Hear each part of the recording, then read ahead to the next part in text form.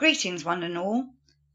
I was talking to someone the other day about luck and how lucky we are that many of us found the Gurdjieff work to help us continue our evolution. But we were discussing luck and how some people are lucky and some people aren't. And I was saying I think everybody has a degree of luck to some extent. But then where does luck come from? What is luck? L-U-C-K. From the Gurdjieff point of view, most people, the mechanical way of life leads to law of accident. Things just happen to you. And maybe that's where luck comes in, that sometimes you avoid some kind of catastrophic accident, or you're about to step out into the road and something makes you stop. You see a double-decker bus coming towards you that would have squashed you if you hadn't stepped back onto the pavement. Is that luck, or is that some divine being coming down and whispering in your ear, "Don't cross the road"? Everybody in life has some kind of suffering going on. Nobody has a complete luck-filled life. Not everything goes right for everyone. And we were discussing how some people seem to have everything. The world just comes at them. But is that a mechanical way of life? That when he was saying this, I was asking, did he mean materialistically? Would they get in the house they wanted and met the person they were to spend the rest of their life with, that kind of luck? Or they had were lucky enough to follow the career they wanted to do? And I wish them kinds of people all the best. If that's what they want and they've got it, they're lucky to have had the life they need. But many people have sufferings from an early age which can perhaps throw them off from their path of what they wanted to do. Things hold them back. Trauma and drama or tragedy in their early life might make them a bit more dysfunctional as an adult. And maybe sometimes they do fall on things that are luck. Something lucky comes their way to perhaps push them back onto their soul's spiritual path. But with the law of accident, that is when things just happen at one. Things just happen because if we live in a mechanical life, that might be because not all our centres are aligned.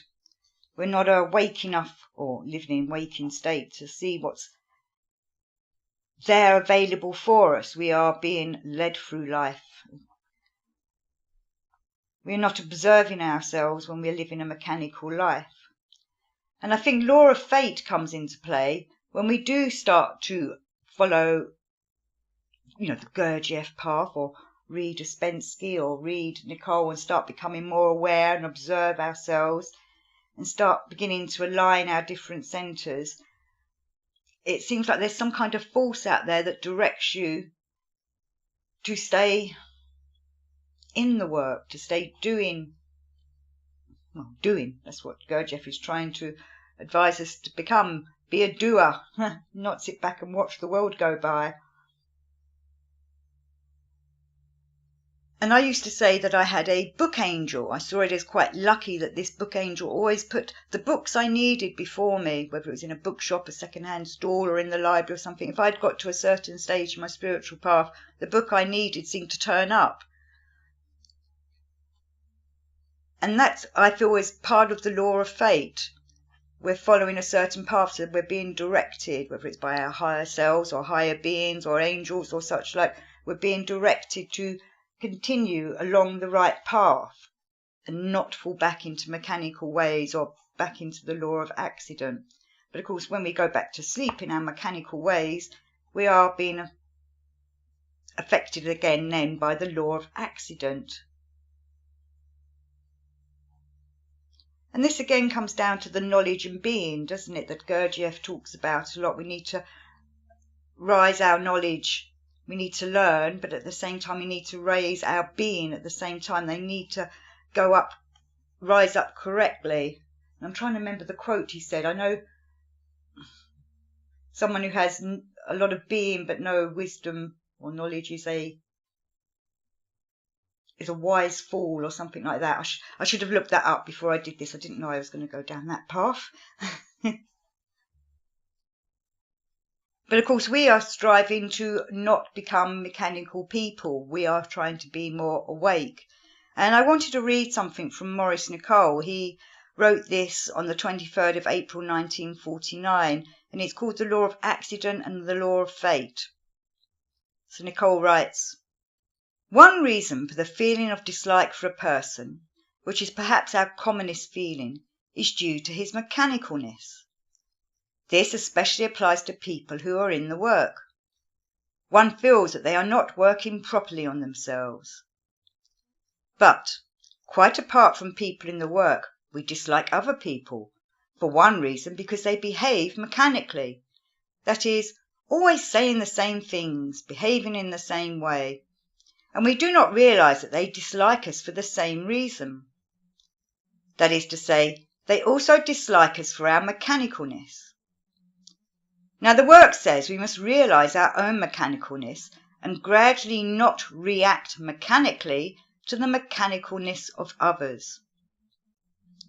At the same time, as the work teaches, we do not realize mechanicalness either in ourselves or in other people. We certainly imagine we could easily behave differently. We expect other people to behave differently, and they also expect us to behave differently. But we do not realize that we or they cannot speak or act much differently. All this wrong attitude is based on the illusion that we ourselves and others are conscious people. That is, we regard other people not as machines that cannot help what they say and do, but as people who can quite easily change their being and behave in a quite new way when expected to do so, and so do we regard our little selves. In short, we do not realize that we and all the rest of the world are machines driven from outside by life, and that the whole world is asleep. To not be driven by life requires a special inner development. Today we speak briefly of the law of accident and the law of fate in this connection. When we are under the law of accident, as it is called in the work, we are driven by meanings derived from external life, such as rivalry, ambition, etc. We have no idea about other or inner meanings possible to a person who begins to work on himself or herself. As long as you have no other meanings apart from the meanings that life provides you with at the moment, such as getting a better job, making more money, getting a rise in office, or more medals, and so on, you are being driven by that set of meanings derived from life. Now, such a person is under the law of accident. For example, he can suddenly shoot himself if his life-derived meanings are violently cut off, say if he loses all his money, or fails to get the job he was so desirous of. On what does such a person depend for his feeling of himself? Ask yourself how much the meaning of your existence depends on outer things, on position, merit, reputation, wealth, or meanings from life. All this is so important in regard to self-observation and the inner seeing of what you are that I will give you further examples. The question is, from what do you derive your meanings for your existence? From your club? From your connections? Here is an ambitious man who hopes to climb the ladder of social success. He made an unfortunate speech yesterday, which is unfavourably criticised in the papers. What will be the result? He will be in despair. Or again, a woman spends all her money momentarily on a lovely dress and hopes to produce a sensation, and everyone ignores her. She feels at least depressed. Why? Because in both cases the two people derive their sense of themselves, the meaning of their existence, from what is outside themselves, i.e. from life. Just imagine if any one of you were put in prison for using red petrol. Of course you would come out and try to bluff the whole thing off, but will you feel a loss of meaning? You will feel that your sense of merit, reputation has been damaged, and it may become evident that from henceforth you will not appear to be the same kind of person to your dear, respectable friends, who probably only wish to see you in trouble. Now all this is to show you, and many other examples can be given, from your own self-observation from the viewpoint of the work, from what you derive the meaning of yourself without your seeing it. And this is, of course, closely related to your ordinary feeling of I, i.e., imaginary I. Now let me repeat that as long as you derive your feeling of yourself from imaginary I, which derives its force from external meaning of this kind, you will be under the law of accident. That means that anything can happen to you. Just when you are going to get that important job, you might step on a landmine. What is this work teaching us as regards meaning for our existences? This work is teaching you about getting meaning from yourself. Once you enter this work willingly, that is, once you begin to will this teaching, you begin to derive another order of meaning, inner and secret, and then you begin to pass under the law of your fate.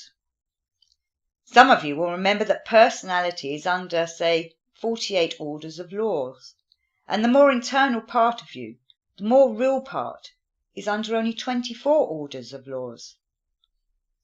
Of course, this is a general formulation, a brief description of something that is far more difficult and involved than simply these figures.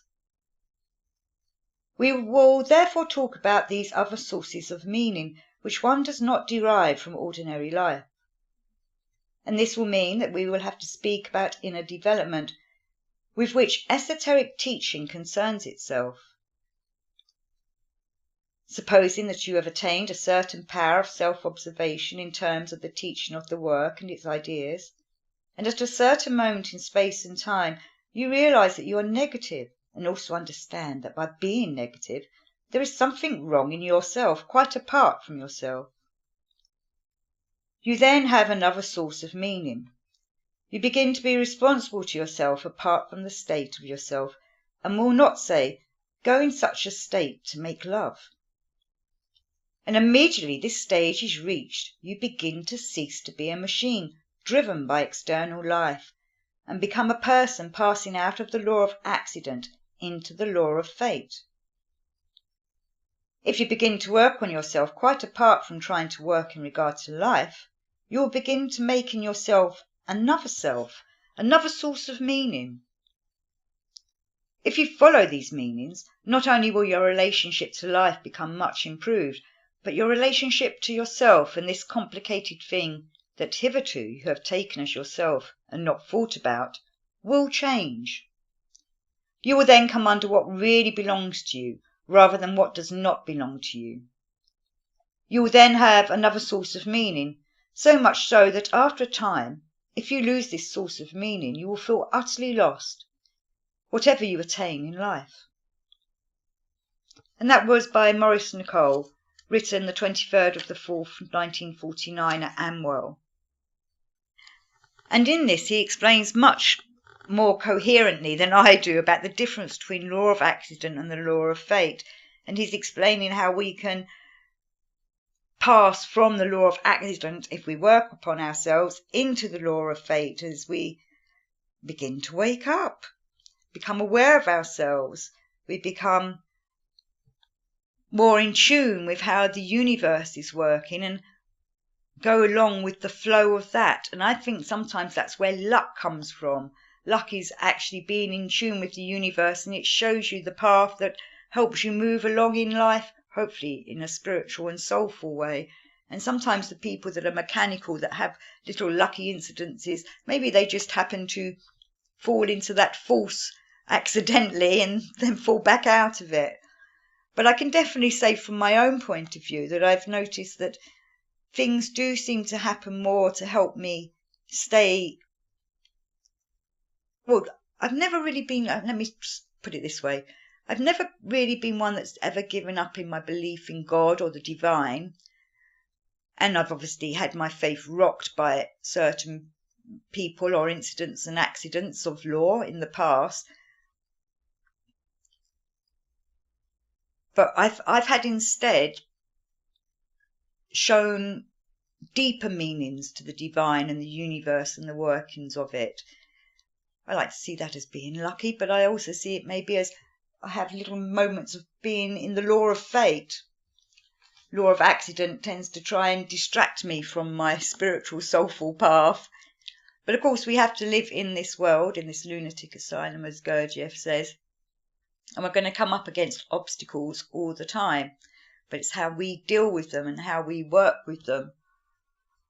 As Gurdjieff talks about, we need to act and not react. I was actually also talking to this same person when we were talking about luck, about how we know people who live to work. They love their job so much, or have nothing better to do in their life than go to work, probably because they're mixing with people and things. And, it's good for them. I've always worked to live. My life is quite driven by the fact that I want to be able to earn enough so that I can continue my little sojourns to other places and visit sites that I've always wanted to go to. And I think some of you have seen my cathedral film. I've been going through the cathedrals the last few years, quite drawn to them and their holy spots. We want to have a drive in our life. And hopefully that drive in you is something that's helping you develop yourself. But as and he said Ouspensky, and as Nicoll said in the beginning of this writing that he put, we do not realise that we and all the rest of the world are machines driven from outside by life, and that the whole world is asleep. To not be driven by life requires a special inner development. And that's what we're working upon ourselves. We're trying to have an inner development so that we wake up and are not driven by life, but drive ourselves. But Nicoll also puts across some very important questions we should put to ourselves in our lives. So he writes, ask yourself how much the meaning of your existence depends on outer things, on position, merit, reputation, wealth, and so on. And it's something that I had to really look upon in my own life, of what is important to me. And he also says, all this is so important in regard to self-observation and the inner seeing of what you are. That, then he's going to go on and give you further examples. And he's asking you questions like, where do you derive your meanings from your existence? Is it from your, the club, your connections? Are we after social success and such like?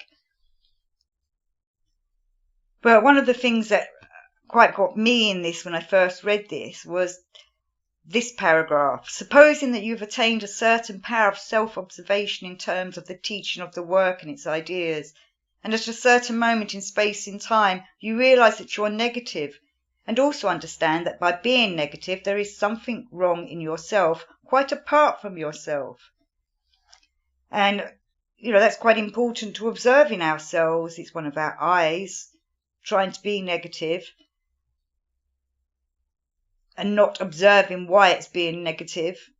Maybe even trying to stop you doing the work. There is a few little eyes in all of us that don't want to wake up. They quite like being mechanical and just being driven along by life, totally asleep.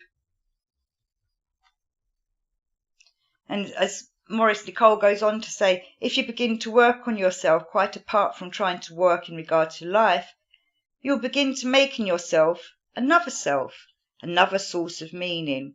And I think he's going on here to talk about, deputy steward will rise up and gather together all those eyes that are beginning to do the work. The more eyes that put the work into them and do the work, deputy steward can bring it all together, and then that prepares the way for when your essence, true I, will come through. But that's a long way off maybe, and we need to follow hopefully the law of fate rather than the law of accident to get to that. The law of accident definitely won't get you to that state. But I want to thank you all for listening. My books are still available, and recently I've noticed that my book on Elijah that I wrote has suddenly been taken off again. I don't know. I had a teacher get in touch with me saying that she was teaching some teenagers about the prophet Elijah in their theological class, and they were using my book, which I'm very honoured. Thank you, teacher and students. She asked me not to mention the school. But I did a fictional version of Elijah the prophet from the Bible with full theological implications in it. But it's one of my favourite stories, and I've always felt quite drawn to the story of Elijah. So that's doing quite well at the moment. But thank you, everybody else who's been buying all my other books and such like. And until next time, peace and out.